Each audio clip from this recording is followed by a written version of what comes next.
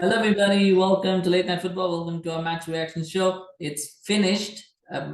Getafe nil, Real Madrid 1, and it's 3 points for Real Madrid. I think it was one of those games where they would have been wondering why have we only got one goal out of it? Why is the score line on there? There had many chances to score. Dominated the game more or less, and yet they only come away with the goal. But 3 points. 3 points is the most important thing. They dominated the game last weekend. It was against Mallorca, right? No, it was Osasuna. They're taking Osasuna, and they dominated that game, and then they only came away with the point. So I think they'll take the fact they dominated the game and came away with 3 points this time. But things that need to be worked on. I think there were quite a few things that need to be worked on. I think that goal was really good though from Eder Militao. It was a nice little header that he gets in an early goal, which is something that would have really pleased Real Madrid as well, just to get the nerves out of the way, just to get a little bit of settle, feel into the game. It's poor marking, the poor defending from Getafe, it has to be said, because it's a corner from Modric. It's not necessarily, it's not a great delivery. It's not one of those world class deliveries right on the head.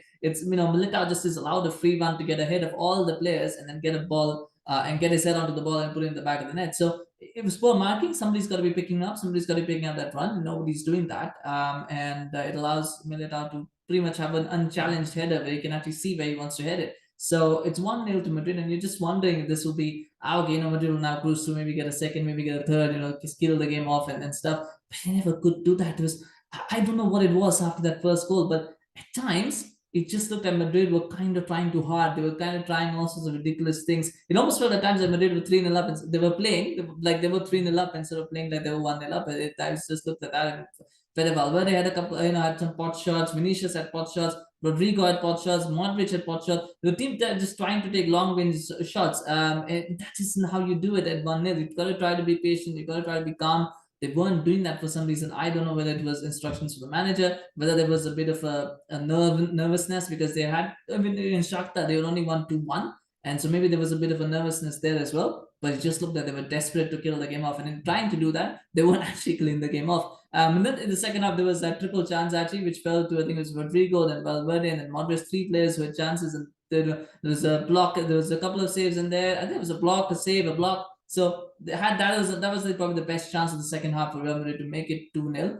And they couldn't. And when Real Madrid did somehow manage to get an advantage, and then VAR came to Getafe's rescue. I mean, that penalty was a definite penalty on Vinicius, but then the ball is out. And that's true. The decision was absolutely good. The ball had gone over the line. I could see it. So it's, you got to pull it back for the throw in. So they don't get a clear penalty. And then there's a goal from Rodrygo, but he's offside. And again, they have done the ball in the back of the net. You thought it was 2-0 up, your job done, but no, it's not. It's still 1-0. And all that time, Getafe just kept plugging away, hoping to get a chance, hoping to get a bite somewhere, something. They had a very good chance the first time. Mayoral, I'm just not sure how he's not got a touch on that 13. I think it's a 13 minute. It was a wonderful cross from Ancelotti. I think it was to put that. He's got it almost like he overran the ball, or I think he wasn't expecting the ball to cross Lunin. I don't know what it was, but you just felt like he had actually done enough to miss the ball. Like it looked like he was trying to miss the ball for some reason. And when you look back in slow motion, so I mean that's a fantastic chance. Had they scored that, who knows? They might have even gone on to win the game, because don't know whether Madrid would have gone and got the second goal. Maybe they would have, maybe they wouldn't. But 1-0 to Madrid. Performance-wise, I think there's concerns over Camavinga and Tchouameni, and not in terms of the way that they play. I think Tchouameni had a good game today. I don't think he had a bad game. He had a good game. Camavinga, I don't think he had a bad game. I think he was pretty average. The problem is the drop-off is pretty noticeable when you put in Kroos instead of Camavinga, or for that matter, if you put in if you have Valverde in there instead of Camavinga, so the drop-off is noticeable, and I think that is a problem. I don't think Tchouameni and Camavinga have quite got to terms with what they need to do as midfielders for Madrid.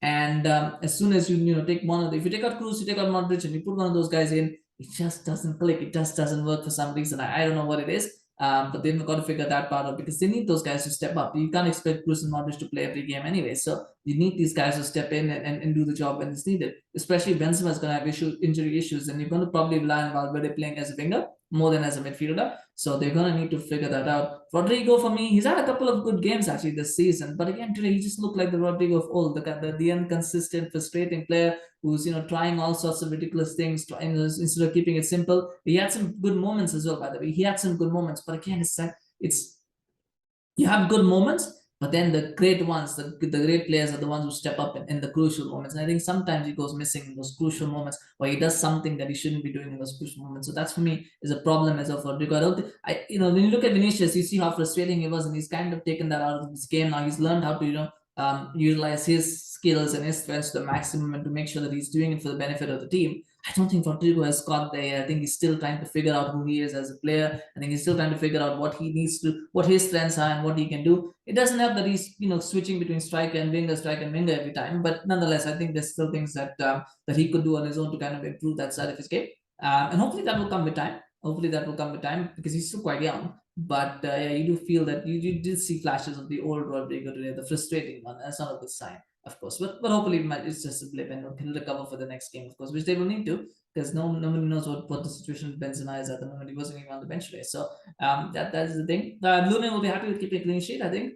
Wasn't really a fault for the goals that was scored against Shakhtar and Osasuna, but I think you always want to keep a clean sheet as a goalkeeper. You want to get that confidence. I think he got that. Didn't really have much to do today, and I think he'll again be happy with that as a goalkeeper. You're always happy if you have a quiet night as a goalkeeper, so I think he'll be happy with that. But smash like if Eder Militao was your man of the match, because he was my man of the match. I thought he was fantastic, not just with the goal, it's got a good goal, but the way he ran that defense was really important because there were some tight moments. And I think those stats will show that he had the most ball retrievals as well in the defense. So not just offensive, I think even defensively, his contributions were very, very good. And fantastic play, and so they deserve a man of the match. So if he was your man of the match, to smash a like for him. Let me know in the comments. What did you think about the game? Did you think they were, do you think Madrid were unlucky? I think it's the question. Were they unlucky in just scoring one goal? Should they have got a second or third? Or was it like they were a little bit lucky to come away with the 1-0 win as well? I mean, let me know what you think in the comments. It's interesting on Madrid. Now they're back at the top of the league.